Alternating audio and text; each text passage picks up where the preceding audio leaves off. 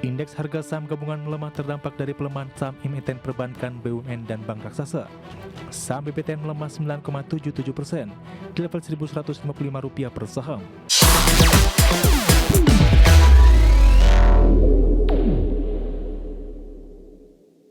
Pemirsa, terima kasih Anda masih bersama kami di Market Plus. Pemirsa, indeks harga saham gabungan atau IHSG berbalik melemah dalam ke level 7.700-an di perdagangan Senin. Saham perbankan Big Caps dan Bank BUMN kompak turun dalam di tengah sentimen Prabowo Subianto resmi melangsungkan reshuffle Kabinet Merah Putih.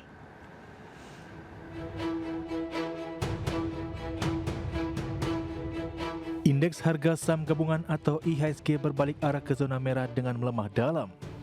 Mengutip data RTI, IHSG anjlok 1,28% ke level 7.766,84 dan dalam sepekan IHSG melemah 0,81%. Transaksi terpantau cukup ramai dengan manuver jual, diiringi panic selling dengan intensitas nilai transaksi Rp20,2 triliun.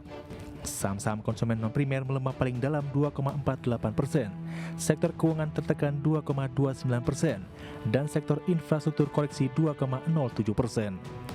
Sementara sektor barang baku menguat terbatas di 0,77%. Indeks harga saham gabungan melemah terdampak dari pelemahan saham emiten perbankan, BUMN, dan bank raksasa.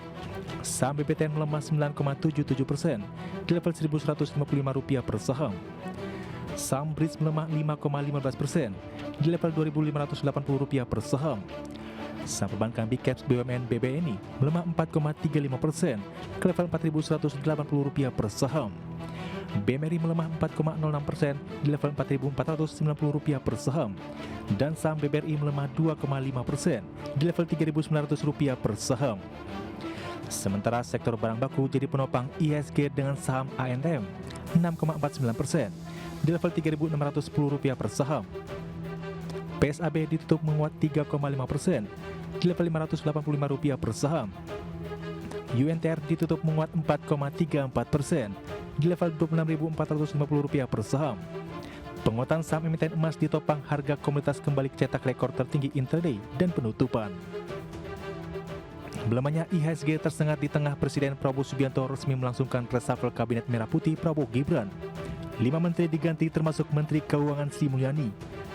Prabowo melantik Purbaya Yudi Sadewa sebagai Menteri Keuangan menggantikan Sri Mulyani. Lalu Mukhtarudin sebagai Menteri Perlindungan Migran menggantikan Abdul Qadir Karding. Ferry Julianto sebagai Menteri Koperasi menggantikan Budi Ari.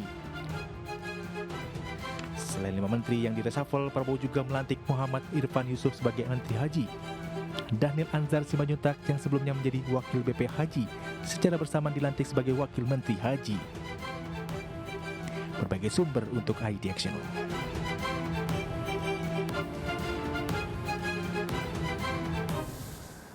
Pemirsa, Menteri Keuangan Purbaya menegaskan akan bekerja maksimal untuk kembalikan kondisi ekonomi secara luas dan pasar keuangan menjadi lebih baik dengan cepat.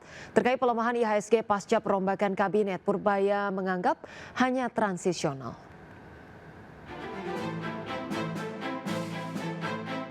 Usai dilantik sebagai Menteri Keuangan, Purbaya menegaskan akan bekerja maksimal untuk membalikan kondisi ekonomi secara luas dan pasar keuangan menjadi lebih baik dengan cepat.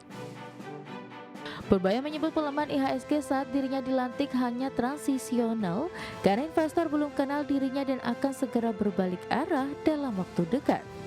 Meski tidak merincikan lebih detail mengenai kebijakan atau langkah apa saja yang akan diambil, Purbaya optimistis kondisi pasar akan kembali menguat. Selama ini ada perlambatan ekonomi yang karena berbagai hal dan keributan yang demo itu sebetulnya karena sebagian masyarakat mungkin merasa lambat ya tertekan. Nah sekarang kita balikkan dengan cepat. Dalam seminggu 2 minggu pasti akan balik. Kalau IHSG anjlok biasa mungkin takut, tapi kan saya lama di pasar, saya 15 tahun lebih di pasar, jadi saya tahu betul bagaimana memperbaiki ekonomi.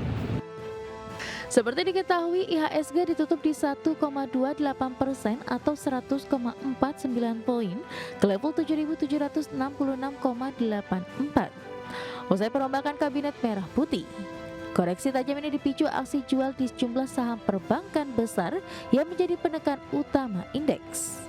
Tim Liputan, IDX Channel.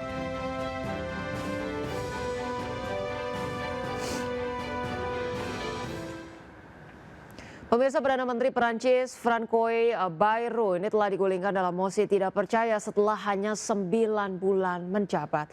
Adapun Bayrou dilaporkan akan menyerahkan pengunduran dirinya kepada Presiden Emmanuel Macron pada Selasa 9 September. Francois Bayrou telah digulingkan dalam mosi tidak percaya setelah hanya 9 bulan menjabat sebagai Perdana Menteri Perancis meruntuhkan pemerintahan minoritasnya dan menjerumuskan Perancis ke dalam krisis politik. Bayrou akan menyerahkan pengunduran dirinya kepada Emmanuel Macron pada Selasa pagi. Presiden Perancis kini menghadapi tantangan untuk menunjuk Perdana Menteri ketiganya hanya dalam 1 tahun, yang kelima sejak ia memulai masa jabatan keduanya pada tahun 2022. Kantor Presiden menyatakan bahwa Macron akan membuat keputusan dalam beberapa hari mendatang. Adapun Bayrou digulingkan ketika 364 anggota parlemen menyatakan tidak percaya pada pemerintah, hanya 194 yang menyatakan percaya. Bayrou sendiri menyebut pemungutan suara itu sebagai pertaruhan terakhir untuk mendapatkan dukungan, dengan mengatakan dia membutuhkan dukungan dari parlemen untuk langkah penghematan guna mengurangi utang publik.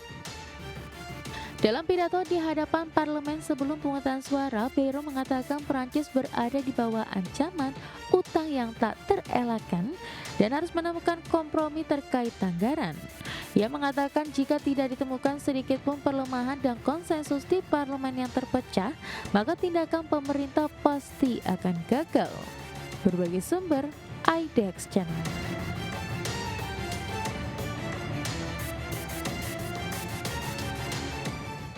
Pemirsa, harga minyak menguat pada perdagangan Senin, bangkit dari kejatuhan pekan lalu setelah OPEC Plus memutuskan penambah produksi dalam jumlah terbatas dan investor memperhitungkan potensi sanksi tambahan terhadap minyak Rusia.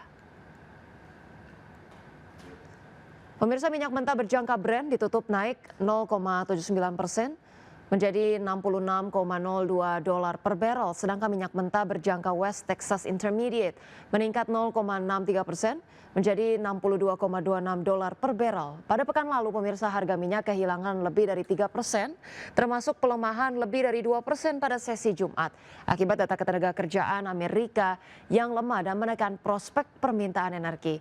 Adapun OPEC Plus sepakat untuk kembali menaikkan produksi mulai Oktober mendatang.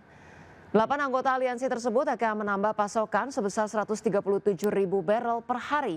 Jumlah itu jauh lebih rendah dibandingkan kenaikan sekitar 555.000 barrel per hari pada Agustus dan September serta 411.000 barrel per hari pada Juni dan Juli.